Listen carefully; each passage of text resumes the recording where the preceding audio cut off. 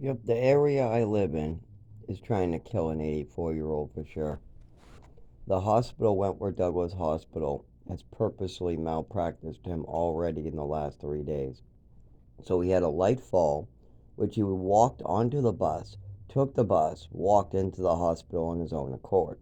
He was just a little dizzy, and this has been happening from the mold inhalation, which the hospital is report hasn't.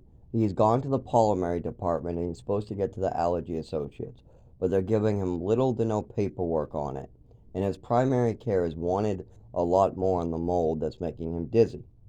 So he went into the hospital because he had a fall because the mold is making him dizzy with his cancer and radiation. All three put together is too much. Whenever he breathes in the mold when rain comes, like it's come before, or when I close the windows, and or if he lays or is in near the mold too long, he gets extra dizzy and has a fall. Now we reported this for about 4 years now. At first, it got at first year we just something's wrong with the air, it's making us sick. Second year, we can't figure out what it is. We're going to the doctors. They're giving us all these excuses, everything from asthma. But why does it only happen in the house? And why, when we close the windows, do we get falling down? I fell down. Me, Zach, 32, has fallen in the house just because he closed the windows. I close the windows, and in the morning, I'm falling, puking, and sick. Why is this happening to three separate people? Raymond Christian III, Zachary, and David. All of us get sick from this mold when we sit close to it or close the windows. We're asking for stuff on that. And the emergency room is refusing to report it, write down our reports, test us for it, or even look at the pictures that show that it's everywhere in our apartment. Now, David was brought in on Thursday for a light fall due to mold making him dizzy.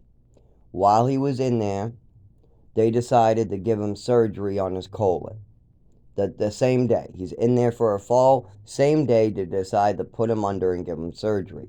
Now, David has reported to Wentworth Douglas Hospital that anesthesia is deadly and he'll never wake up. That this is what at least many surgeons and his primary care have told the hospitals before, and David has told this hospital that they're not able to do surgery because the anesthesia would kill him. Now, without checking with his primary care, without getting an okay from his healthcare proxy, they want to move forward with a surgery where they're going to put him under and remove the last of his colon, where they already know that needs to be removed for the last 7 years.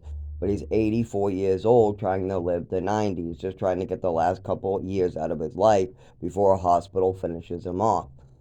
But hospitals can be good if he has a fall, because then they can give him a walker. They can make sure that on the fall he didn't get a concussion. So I have to bring him to the hospital when he has a light fall. Make sure nothing was broken, there's no sprains, and he doesn't have a concussion. Well, they didn't really care about any of those things. Instead, they care about moving him right into surgery against his doctors and his primary care's best wishes, against David's best wishes, and he's confused, so they're trying to trick him. David has already said that he can't be put under and he doesn't want to risk his life. The doctors have told David that this will kill him, so David knows this. But if he forgets that for one moment and says yes to the hospital, they'll rush him in and kill him. Now, David is confused. They know he's going senile. They know he's saying yes to things he shouldn't be saying yes to. And I've reported this to Wentworth Douglas. Just last week, I reported to them that David is confused and answering yes to questions he means to say no to, and that this is part of his mental illness, is he's answering questions yes when he means no, and he's answering questions no when he means yes, and he's forgetting important things he needs to do, or things like his doctor's number or how to answer the phone or things like that.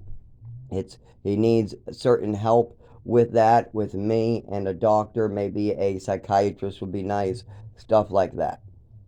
Instead, they're taking advantage of his condition, trying to kill him because he's a sex offender, so let's just kill this old man off. But that is illegal to malpractice a person to death. So, today, David refused the surgery. They kept on trying to push the surgery and get him to say yes. But David knew better. He knew better than to kill himself. So great. David knew better than to kill himself as the hospital tried to murder him. Because the hospital knows he can't get anesthesia. David has told Wentworth Douglas he can't get anesthesia. His health care proxy told Wentworth Douglas he can't get anesthesia. His primary care told Wentworth Douglas he can't get anesthesia or he might die. But yet they're still pushing anesthesia and a surgery on him without checking with his doctor's healthcare proxies or anything, trying to convince David to sign his life away because he's senile. But David knew better to fall for that trick. So then they go today. They couldn't give him surgery and they played another trick. They asked David if he wanted something for the pain, and they gave him way too much, causing a seizure. Yes, David had a seizure on the 20th of September 2024 in Wentworth Douglas's care. Just today, he had a seizure. Now he's unconscious from the medications. They called and said they administered medications to him, which caused him a seizure. They asked him if he wanted meds. He said yes. They gave him a cocktail of pills. He had a seizure. Now he's unconscious. By tomorrow, Saturday, the 21st of September, 2024, this hospital will have him dead. Now, he could walk out of there today just fine.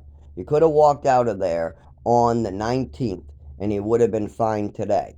It was just a light fall, no concussion, no bruising. There was no bruising on his arm. The fall from last month when he had the bloody nose, that was worrisome, and they released him right the next